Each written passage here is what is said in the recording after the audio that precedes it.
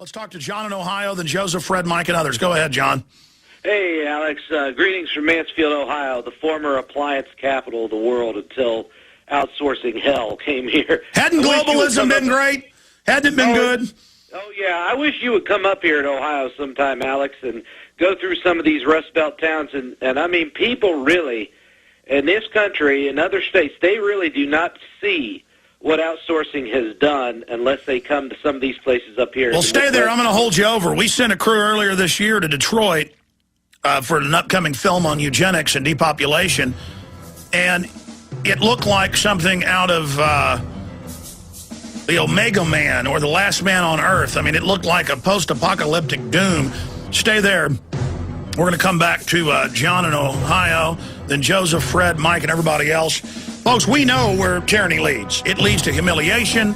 It leads to poverty. It leads to bondage. But this is worse than previous tyrannies because on top of all that, extermination. It is an info war, a war on for your mind. I'm very excited to see more and more well-spoken, focused individuals getting involved in talk radio, posting incredible reports to different video sites. I'm seeing a lot of people really start to get it, and I'm seeing the nomenclature and the terms that I've coined being used everywhere. That's very exciting because I've been worried for a long time that people were only getting part of it. Now people are really starting to get the full magnitude of what we're facing. And look, I care about these little control freak people at hotels and malls and banks that have been trained to spy on you. I care about the doctors and the lawyers and the pastors that are being hired and paid by Homeland Security to spy on people. They just don't have any sense. They're ignorant. They think America is about worshiping authority. And it's not. It's the opposite. It's we the people. And our founders were 180 degrees the opposite direction of what's being set up. So if you claim you love America and you care about the Star-Spangled Banner, but then you support all this, you're double-minded. You're double-minded. Okay, I want to try to go quickly through calls. Finish up your point, John, about the deindustrialization. Yeah, well, it's like I was saying, everything up here has been so deindustrialized. My family came from the South in the 60s to work up here, and now you can't go back to either place because either place you're going to go is a living hell. But like I said... But remember, they promised that you were going to have service jobs, and now those are gone. I mean, they promised that having the big banks run things would be wonderful. I mean, they love us. Yeah, but Alex, why I have you here, I just want to say, if you bring this point up, like as I post on the internet, you got Democrats, now that Obama's in there, they talk like the Republicans. They say, well, everything is your fault. It's all your fault that you're going through this. It's because you're stupid, you're uneducated, and you just don't have any momentum. And then when the Republicans were in there, it was the Republicans, like the Hannitys, were saying the same thing. But now they're saying because card check is in here. Now Glenn Beck's harping on card check. He keeps saying, well, the labor unions are going to take over the world and everybody's going to have to belong to a labor union. And I keep screaming when I hear this because I say, you dummy, this is what they did in the Soviet Union. Wait a minute. I mean, you mean weeks after we covered that TSA is now controlling the unions where you have to get approval to have a job, he's now covering that? Yeah, well, here's what he says. Glenn Beck said, card check. Okay, the unions are going to take over Walmart. Everything, the Teamsters union is going to run wild. Now, my father's a Teamster, and I can tell you, the Teamsters union has lost clout in this country. No. It's been taken over by the government. It's not the unions are taking over. But you're exactly right. But, I mean, going over this, what they're doing is, whether it's unions or mega corporations, it doesn't matter. They've all got the inside track with government. But that's only done so the government can then control all those employees. It's just like 500 plus, last time I checked, major mega corporations have been given waivers where they don't have to get the government health care. They don't have to pay for it, but their competition does. I wanted to ask you while I had you on here, while I was off over this Christmas break, I've been watching a lot of interesting things on YouTube, and I watched an interview with a man I believe called George Green. He was a former insider, was on ProjectCamelot.com, and he said something about on there that he'd been in the government since the 60s doing things, and he said something about the 2012, about these bases and these underground things, that there's all this stuff. He says, you think the government's building all these weapons, stuff that they're not going to use them. He said, this is the time we are living in right now. And I've thought about this. Everybody keeps talking about this 2012 thing. I'm not worried about it being a natural disaster, but I'm thinking to myself, wouldn't a government-imposed disaster be a lot more efficient, if you know what I mean? Sir, you're absolutely right. Listen, how did we know months and months before the swine flu outbreak last year that it was going to happen? Because we got the confirmed intel and the documents from Indiana, New York, and other major states that they were going to all the police departments and fire departments and saying, there will be millions dead from flu this year. There will be martial law. There will be 1 million people buried in your county in Indiana from Chicago. To get the cops to all freak out, go under national security control, and harden their facilities against the general public. Now, when it came, it was a hoax. And we exposed that. But it doesn't matter. They've done all this to get this grid in place. I mean, how many people they're recruiting? We don't know. We see the public drives, the CIA ads on TV to, go join the CIA. We know the CIA is operating locally. That's mainstream news, even though it's illegal. I mean, my dad calls me up yesterday and says, Homeland Security, one of my patients tried to recruit me for Homeland Security, and then he went and talked to his other buddy, the dentist, and the doctor said, yeah, they came to my house 2 weeks ago.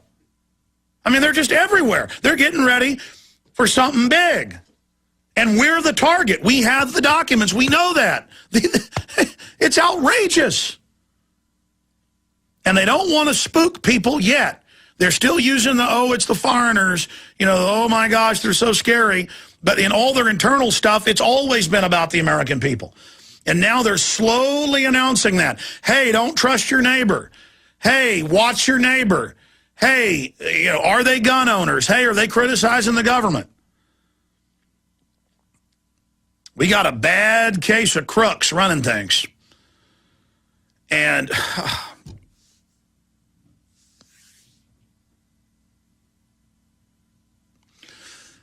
this must be what it's like to go to the doctor and have them tell you got cancer. I mean, that's what I feel like. I got children. I got a wife.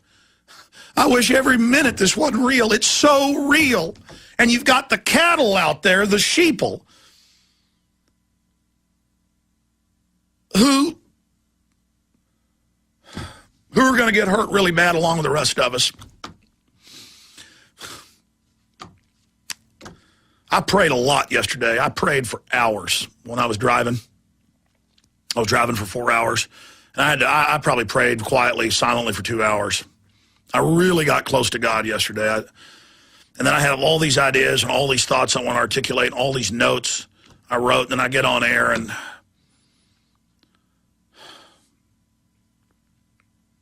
I don't even know what to say anymore. You're all going to find out. Those of you in denial out there, you're going to find out. And those of you that are hired to attack me and lie about me, to divert people off the information I cover, you're going to find out.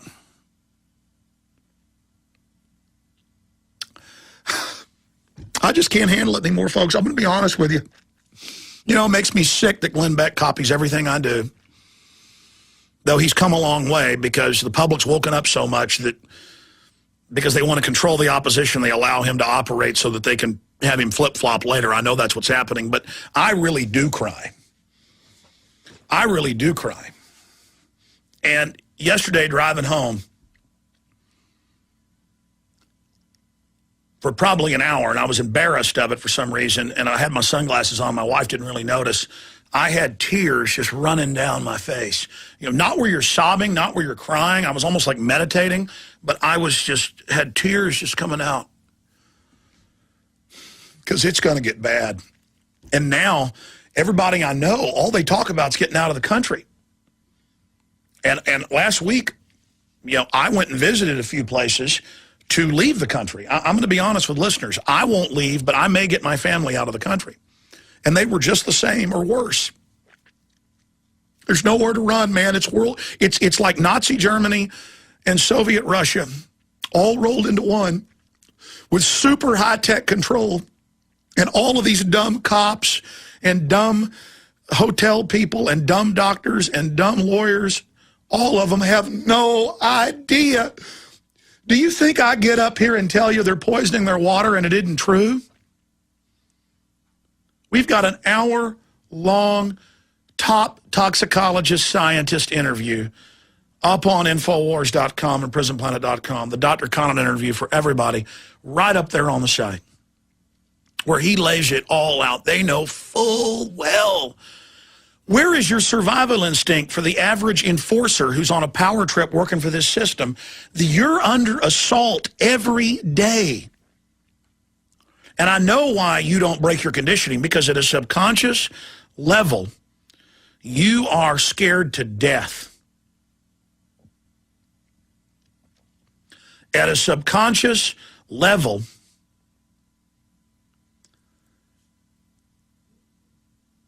you know this is all real. Everybody's smart. Everybody's smart. Some are smarter than others. But everybody's smart in different ways. But even a child out of the mouths of babes, even a 5-year-old knows. And the globalists are master tacticians of psychological warfare. They've studied anthropology, sociology. They created it. They know deep down you're all scared. They know deep down you feel the ominous threat, the chill. Your sixth sense mobilizing you to resist and stand up. Your common sense. Your gut. And so they take that natural concern you've got to mobilize yourself to defend your family, and they say, oh, it's the man with the turban. That's why you feel like this. They know you know. You understand what I'm saying? So they take all of your gut instinct of concern. Everybody's freaked out. People know stuff's wrong. They know we're in trouble. And they take that and say, yeah, be scared, we're going to protect you, when they're the ones. They're the abusers. They're the bad guys. John, great points from Ohio. God bless you.